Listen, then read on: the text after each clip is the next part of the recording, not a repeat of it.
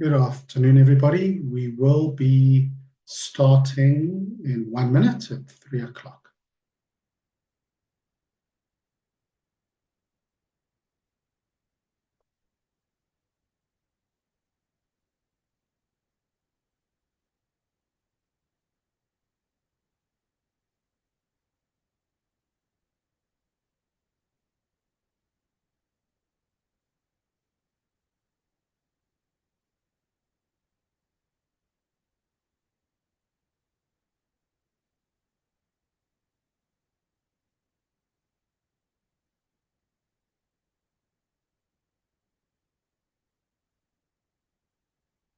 Good afternoon, everybody, and welcome to our webinar, and thank you for joining us.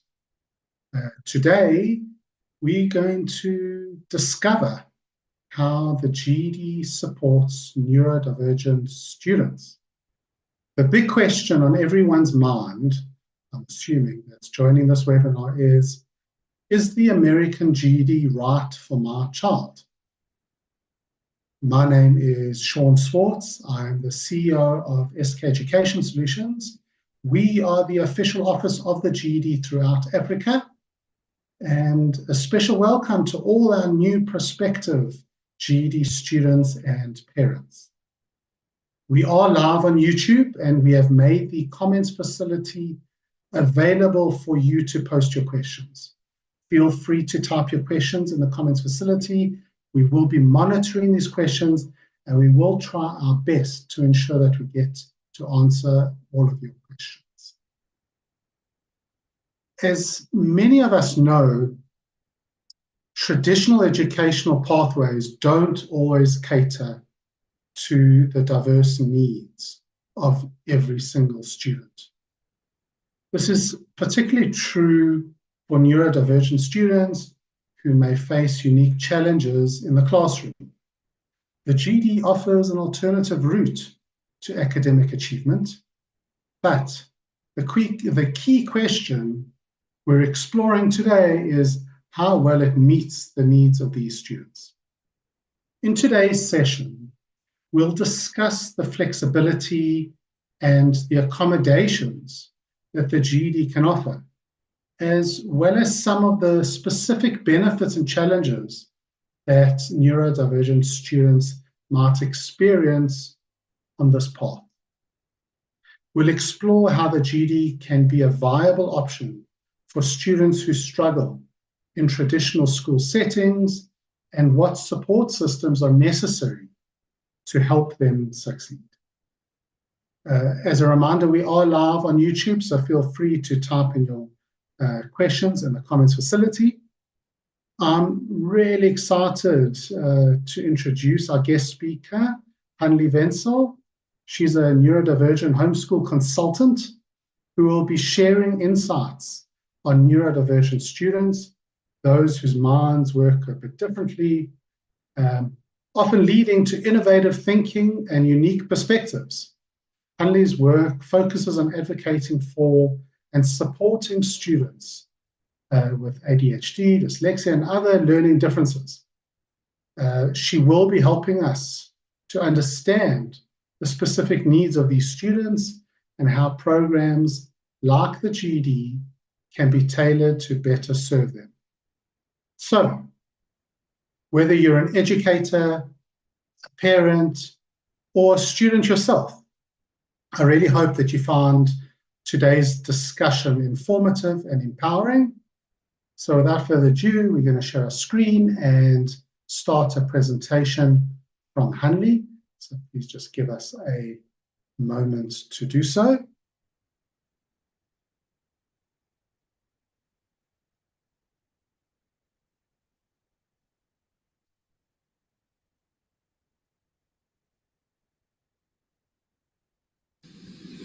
Hello everyone, thank you for the opportunity to talk to you about the GED as a neurodivergent friendly homeschool solution in a South African context.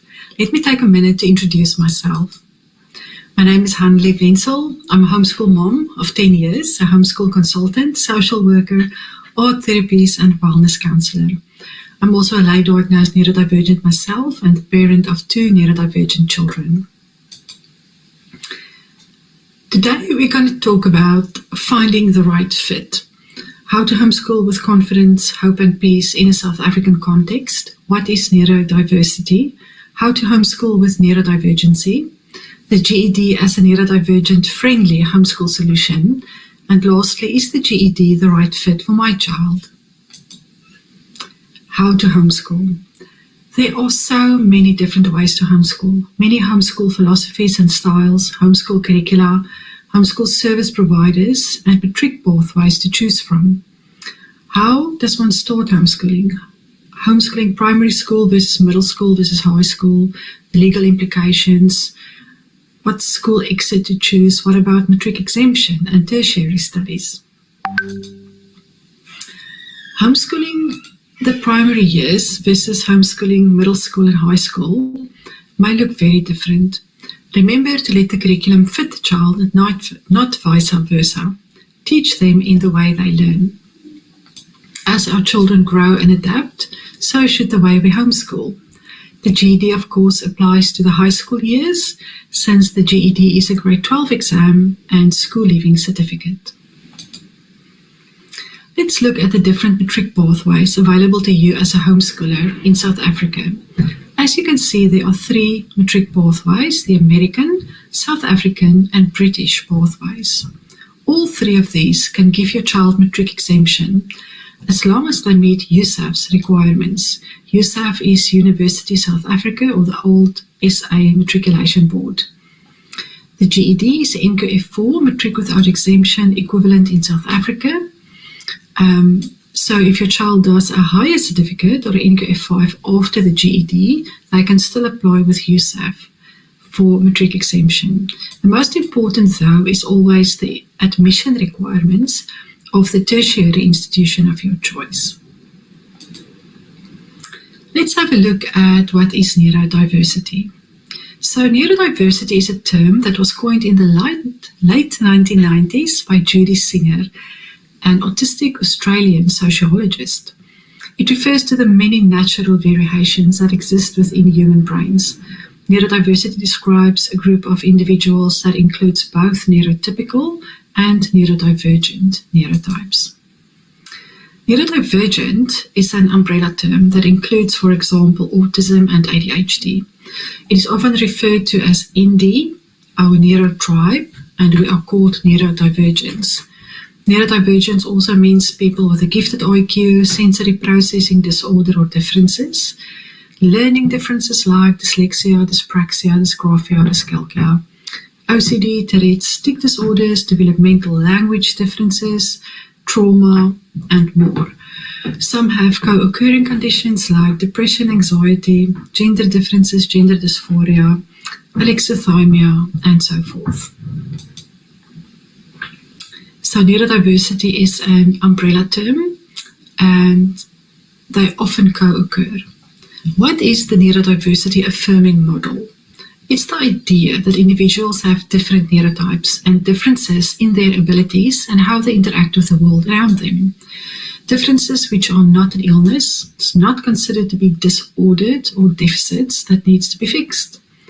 Rather, those who view individuals in this light consider neurodiversity to be natural. And the neurodiversity affirming practice means that you believe in a strength and rights-based approach to developmental differences and aim to provide support and adaptations that affirm the child's neurodivergent identity. So I assume if you are listening to this presentation, that you are the parent of a neurodivergent child and that you are homeschooling or considering to homeschool. How does your child's neurodivergency affect the way you homeschool? Parents of neurodivergent kids are often isolated or they feel alone if they are not connected to their neurotribe and part of a support network. Do you sometimes feel alone and overwhelmed? Let's find inspiration and solutions together. Let's look at how to homeschool with neurodivergency. You need psychoeducation and family-centered care and support. Your child needs an individualized education that is self-paced, child-centered, low demand, and interest-led, and it allows for asynchronous development. Your child may need neurodivergent support and accommodations because of their spiky profile and their neuro profile. Teach them in the way they learn. I prioritize holistic wellness and family-centered care. I use a multimodal and holistic approach that aims to act on the different spheres of life impacted. What is neurodivergent homeschooling? It is self-paced and uses a child-centered curriculum. It allows for asynchronous development and learning. You cultivate the love of learning. Remedial and accelerated subjects, often at the same time, or the child may be on different grade levels at the same time. Delay-directed learning for special interests, psychosocial education and family support, social emotional development, accommodations for their support needs, find and fix learning gaps on the go, understand that neurodivergent functioning isn't fixed, supports neuro differences, sensory differences, and social differences, because we play differently.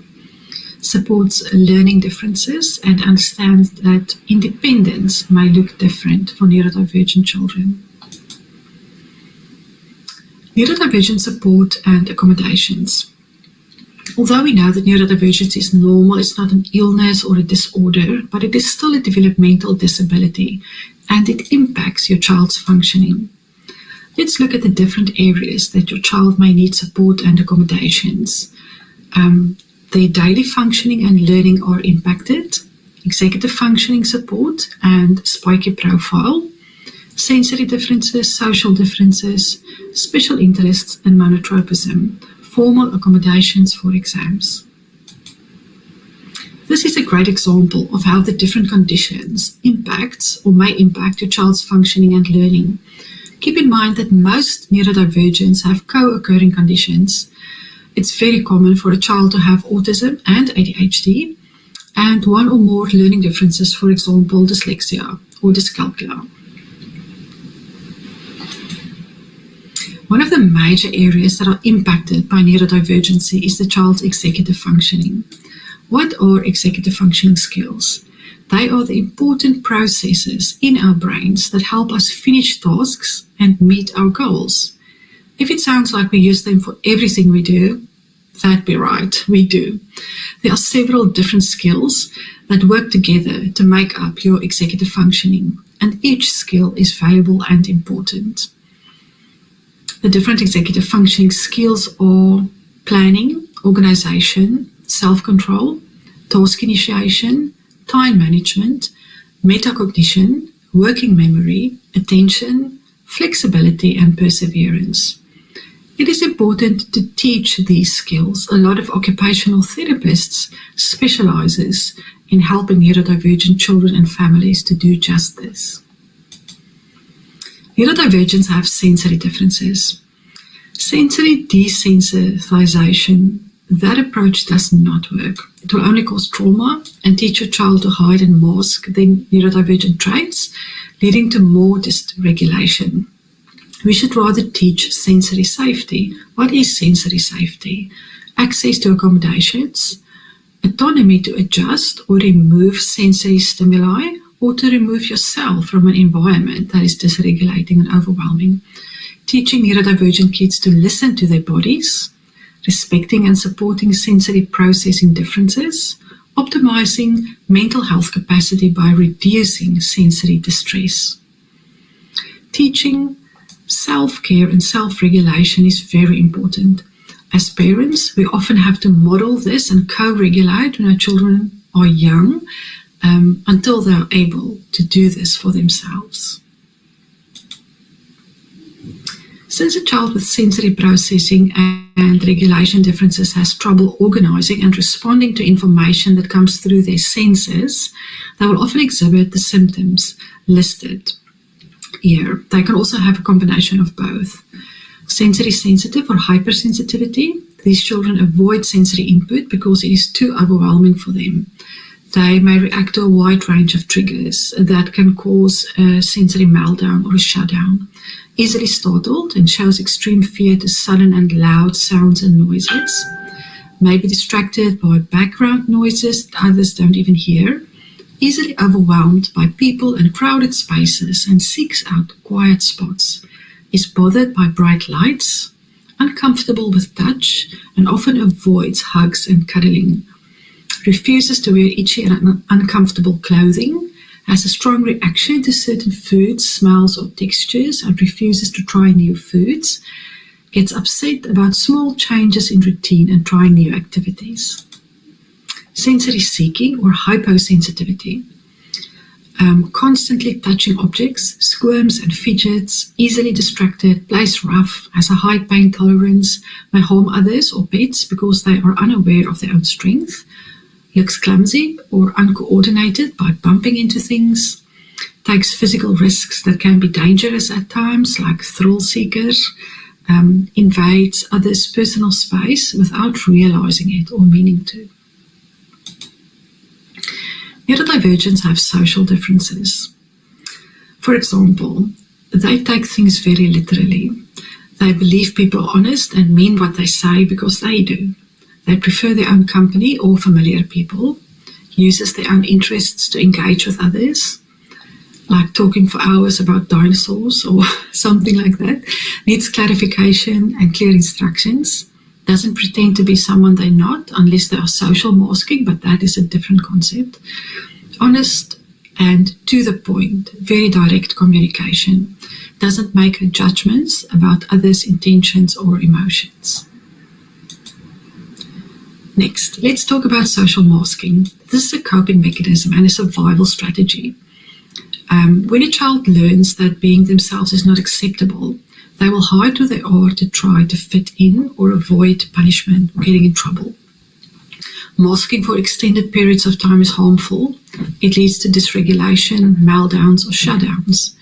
Meltdowns are when an autistic person can't control their feelings, and they happen when someone gets too stressed. People having meltdowns might scream or cry, run away, or lose control of their body. A shutdown is when someone stops being able to do anything or function at all.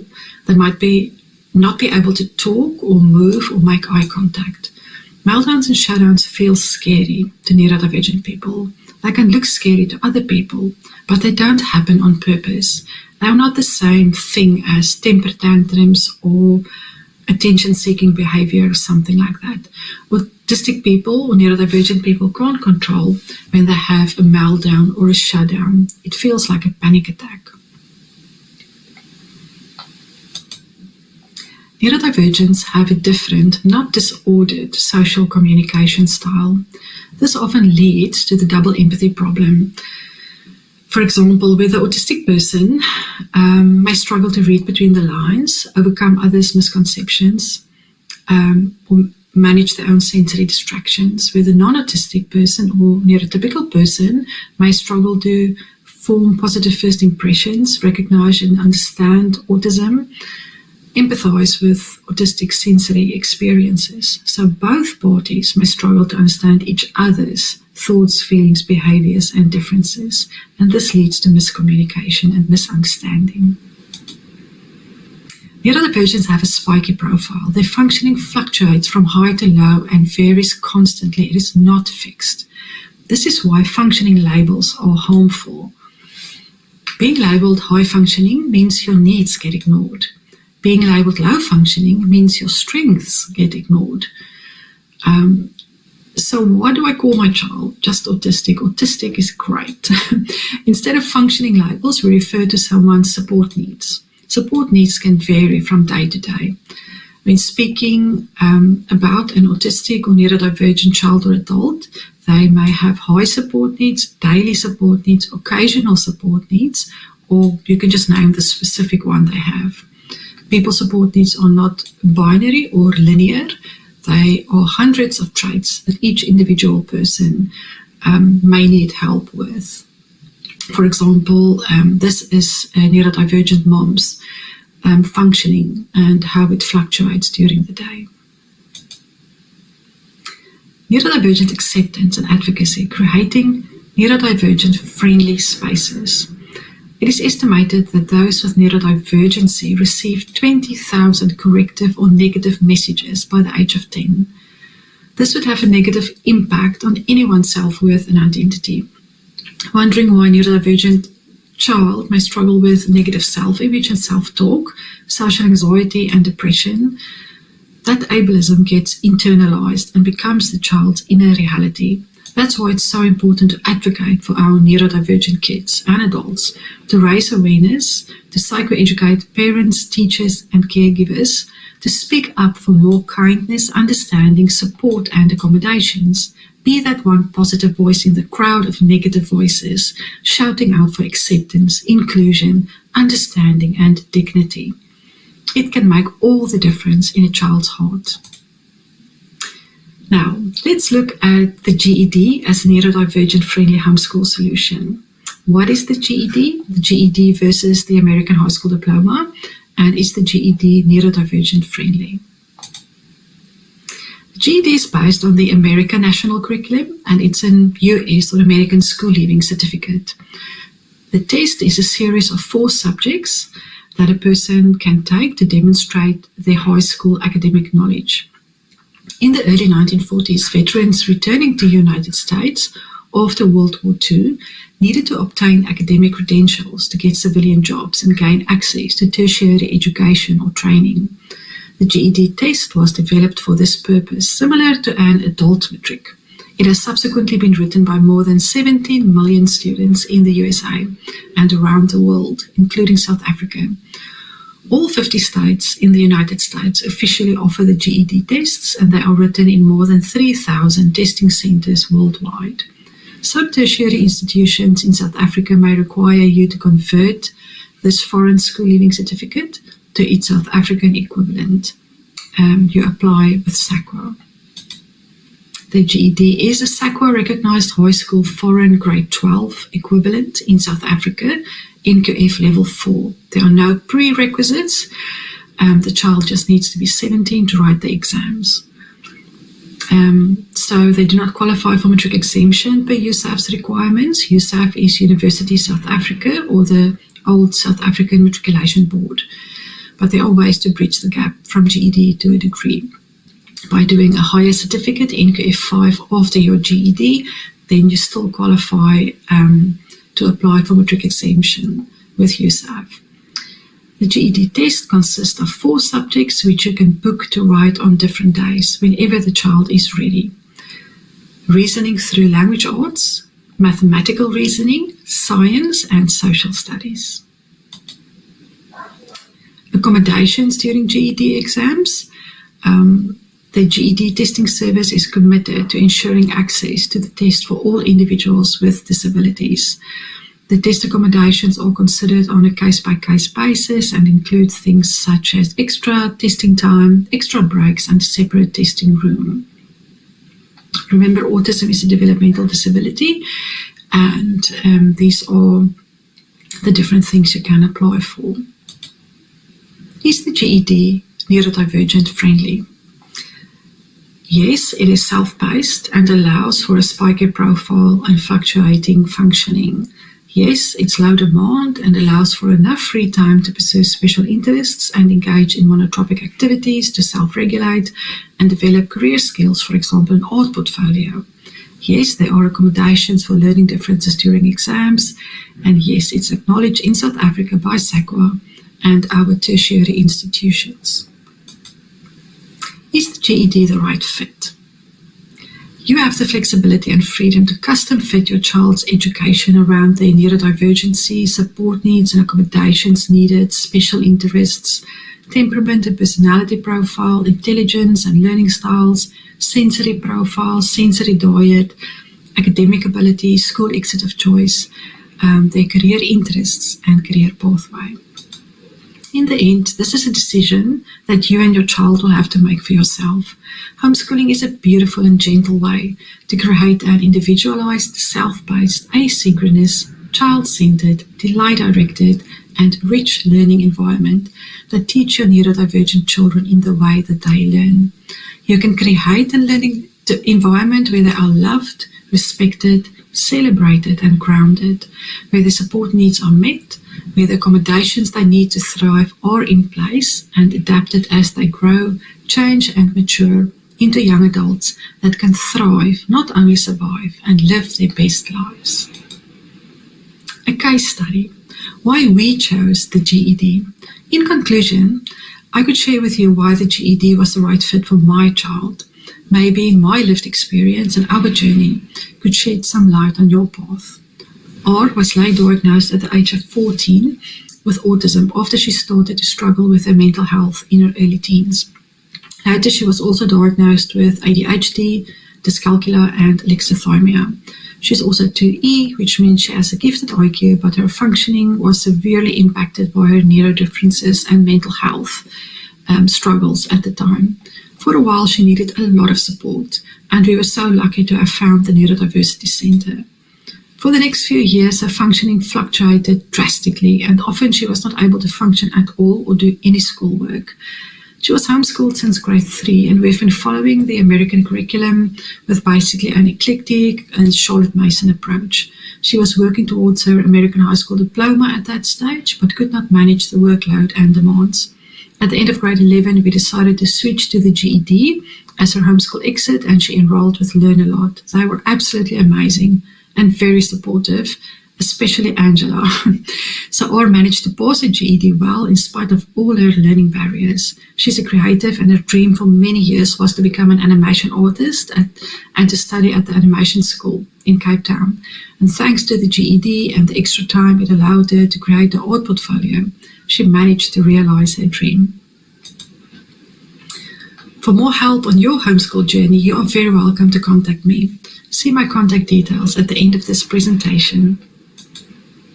You are very welcome to email me at unoyahomeschoolacademy@gmail.com if you want a free copy of this recording or presentation.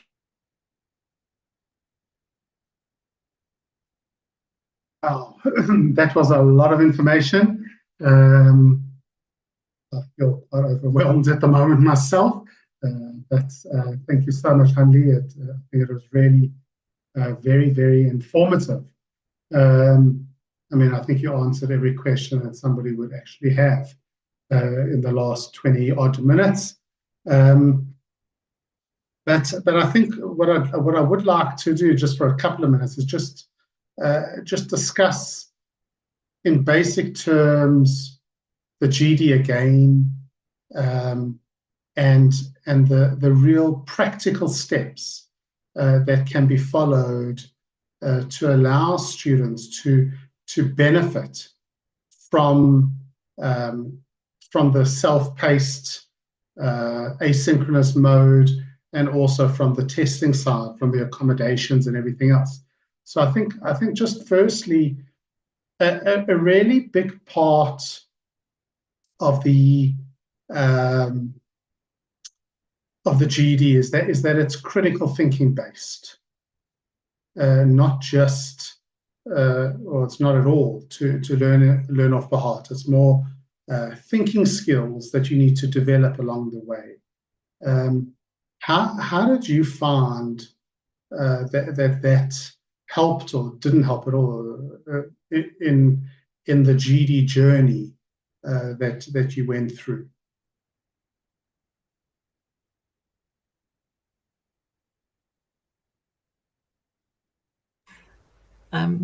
Hi, Sean. Are you addressing me now?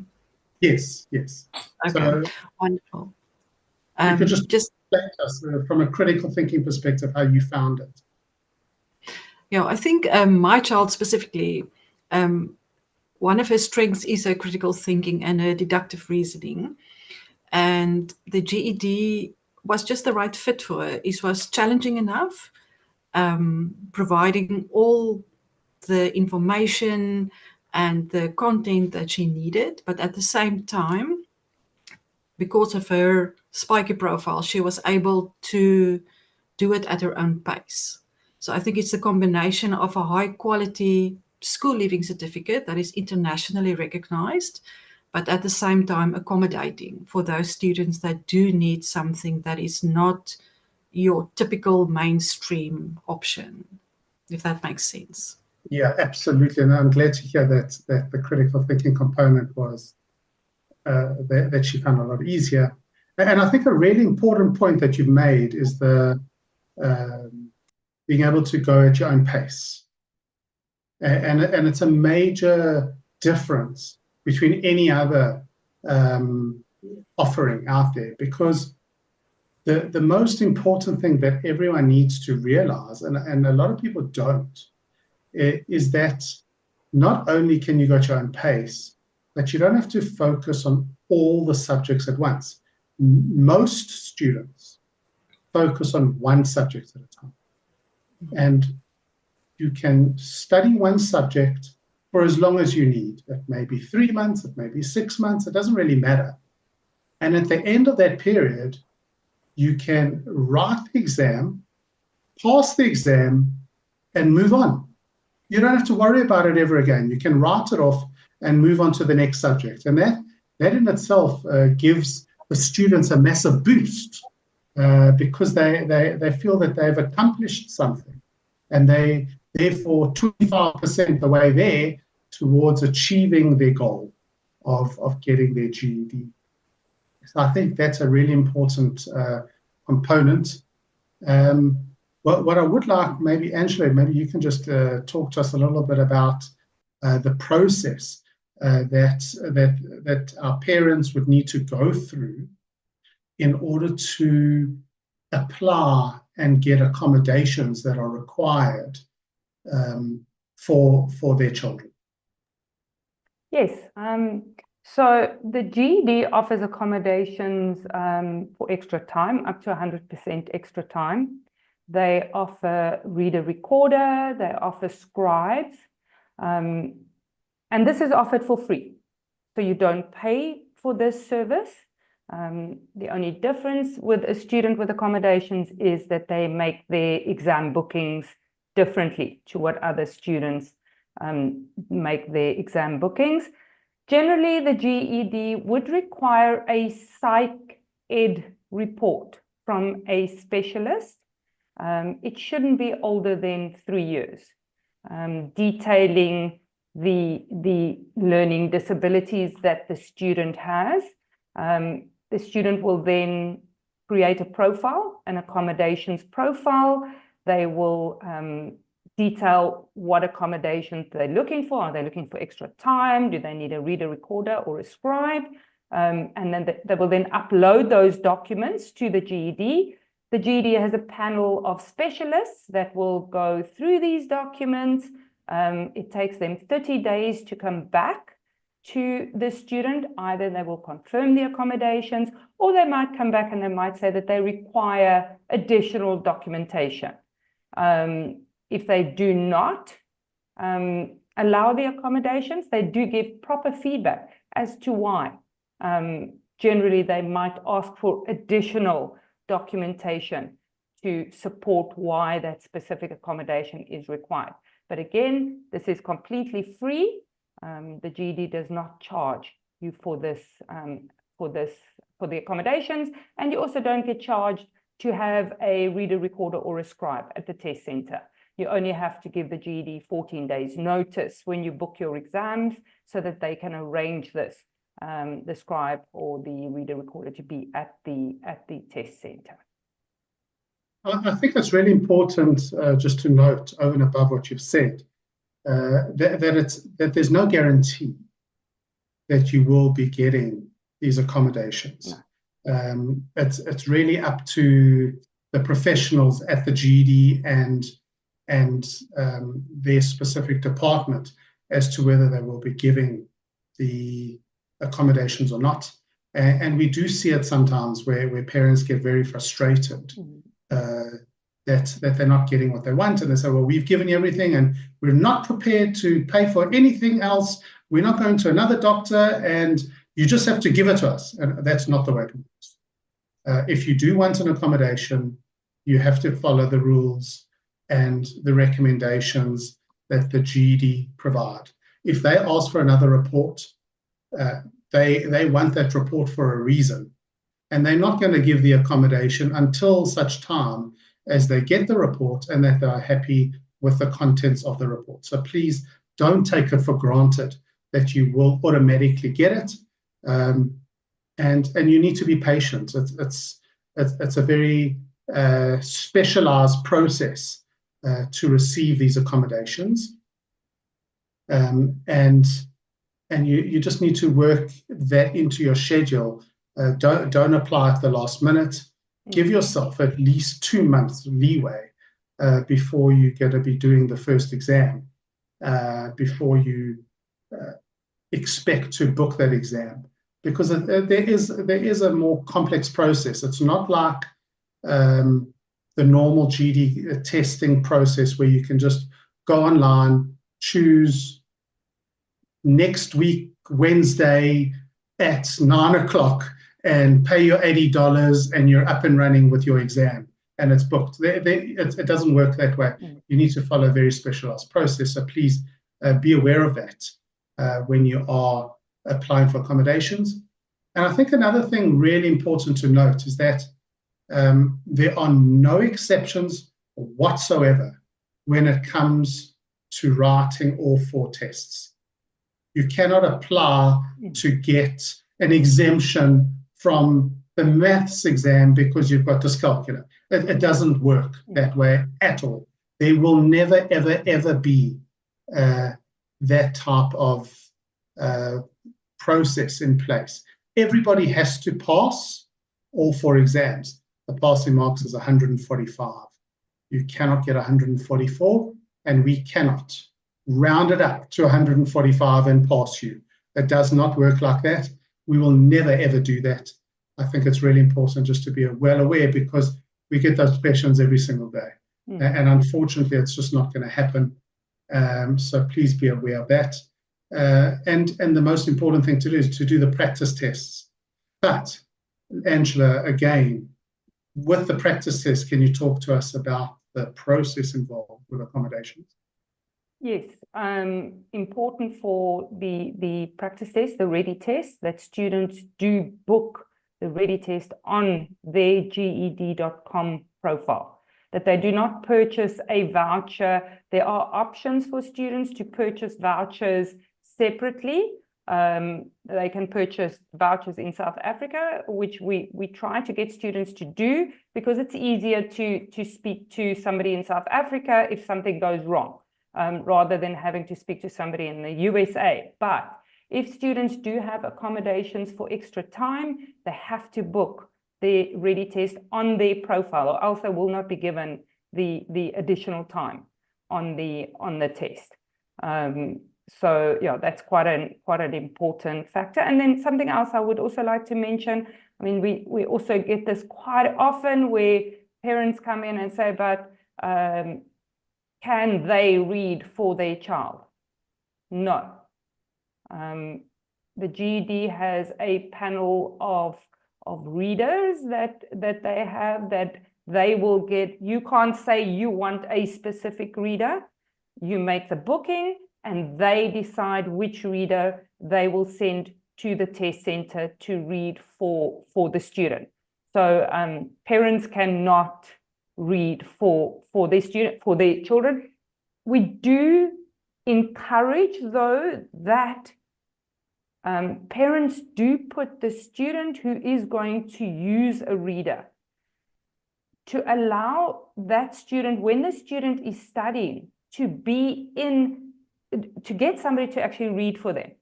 When they're doing their ready test, to have somebody read for them. Because we also find a lot of times that students do not, when they do their tests at home, they don't have a reader that's reading for them. And then they get into the testing facility and they've got this reader reading to them and they're completely confused. They don't know what to expect. So try and put your child in that situation, in a test situation, when they do practice tests, that somebody actually reads for them, so that they can get used to it and they're not completely confused and flabbergasted when they actually get to write the test, the exam. Absolutely, thank you. Hanlie, can I just ask, from your perspective, what was your experience with the profile registration applying for accommodations, and then at the testing center, how it worked. Was it seamless, etc.?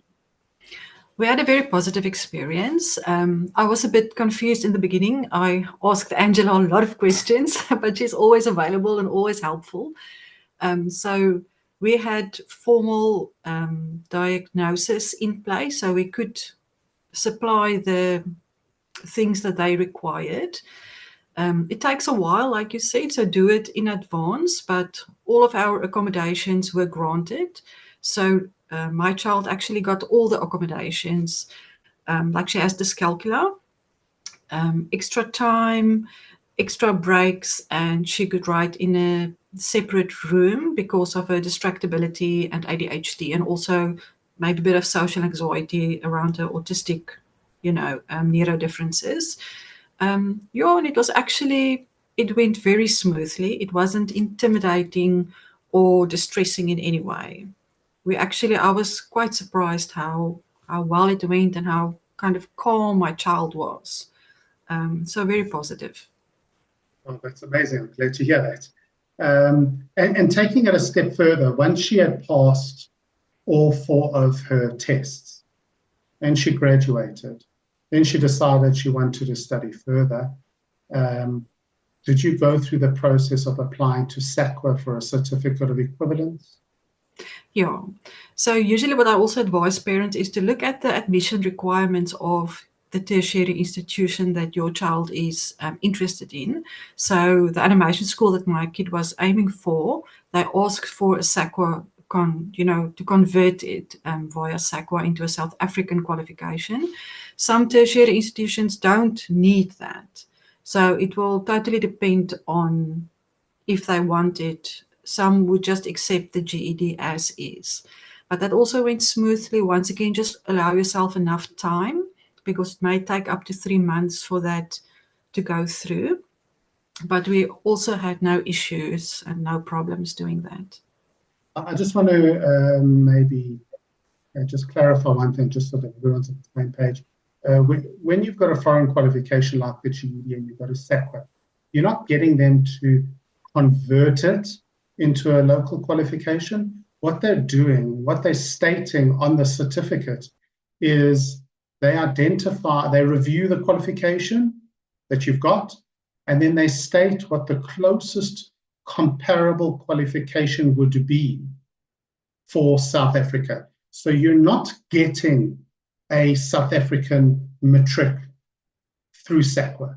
You're just getting a piece of paper that states that the GED is the closest comparable qualification to the National Senior Certificate at an NQF level 4.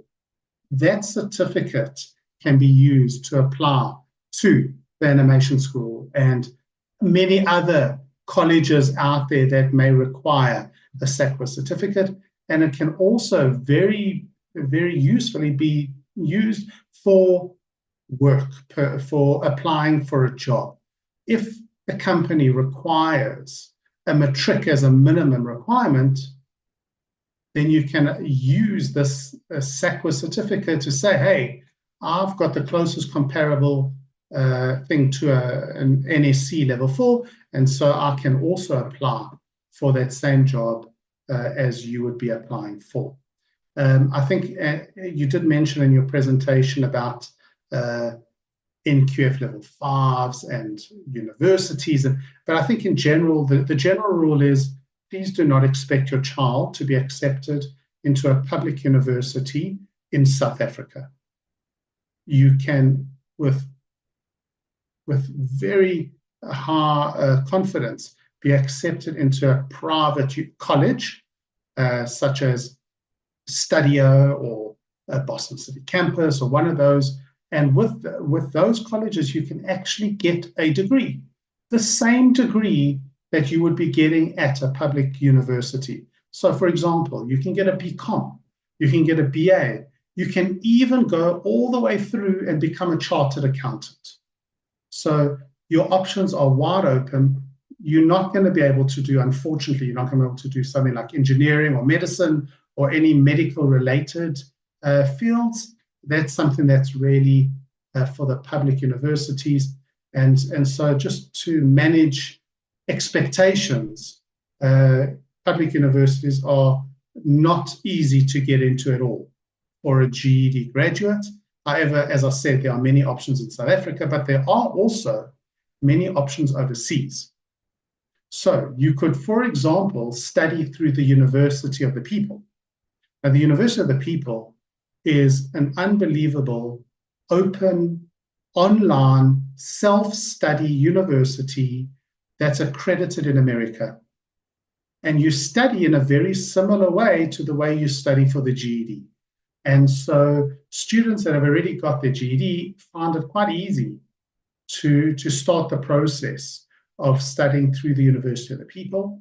And even though it is an American university and you will be getting an American degree, the cost is probably the equivalent of a public university in South Africa, which is unbelievable.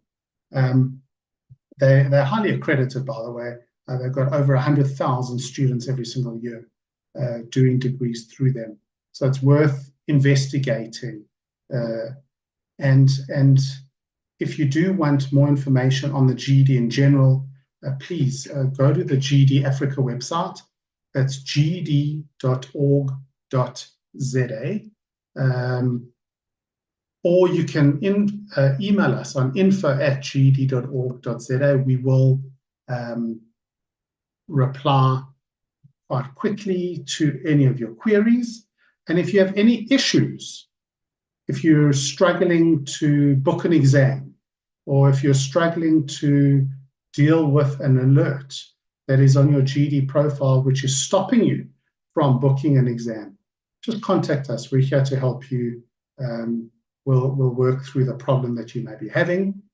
I think one thing that we haven't mentioned, or we may have, and that is you have to pass a GED ready practice test before you will be allowed to book for the final GED exam. So please be aware that you cannot simply just go and write a GED exam.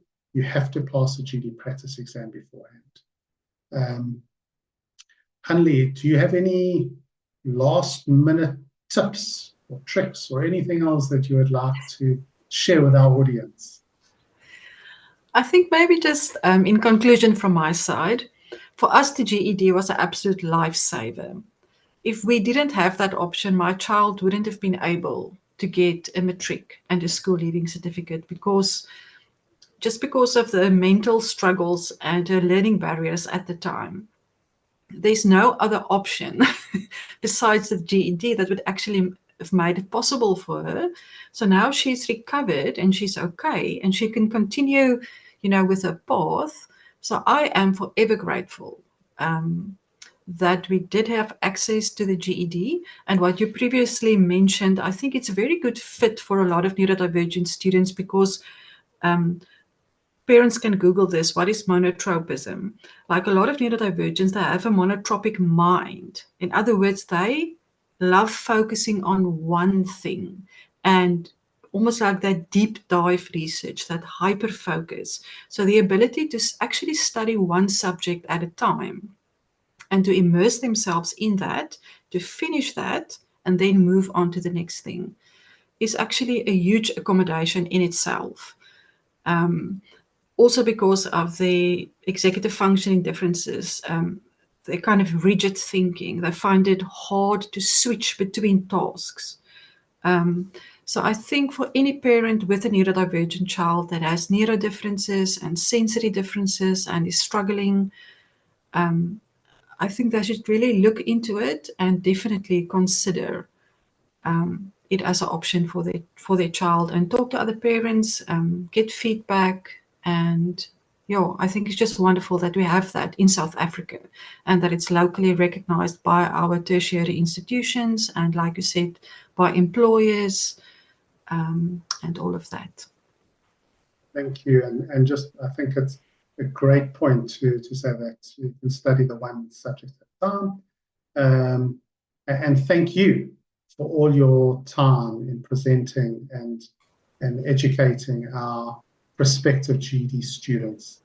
Angela, from your side, is there anything you would like to add or give last-minute tips? Yes, I think the word of the week is consistency. Be consistent. If you decide to go the GED route, be consistent in your studies. You don't need to spend 5-6 hours every day, but tell yourself, I'm going to spend 2 hours every day or 3 hours every day. Don't leave gaps in your studies. Work, complete your subject. If you leave gaps, you forget what you did 2 weeks ago. Consistency, that's the word of the week. Yeah, we did a previous webinar 2 days ago, and we started with our consistency, and we remain consistent with this webinar as well. It's a really big thing, and I really think it's so important that you continually studying. Don't leave any gaps. Study from Monday to Friday, 2 hours a day, and take the weekend off, and then continue again. It's really worth it.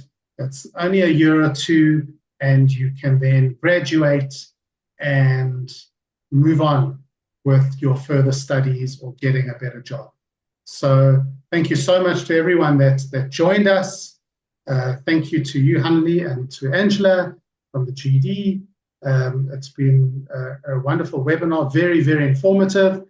And if there is any information that you need, please contact us on info@ged.org.za. We can put you in touch with Hanlie or Angela.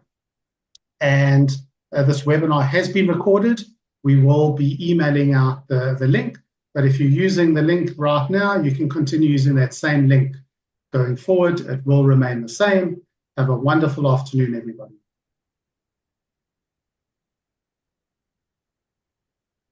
Sure. Okay.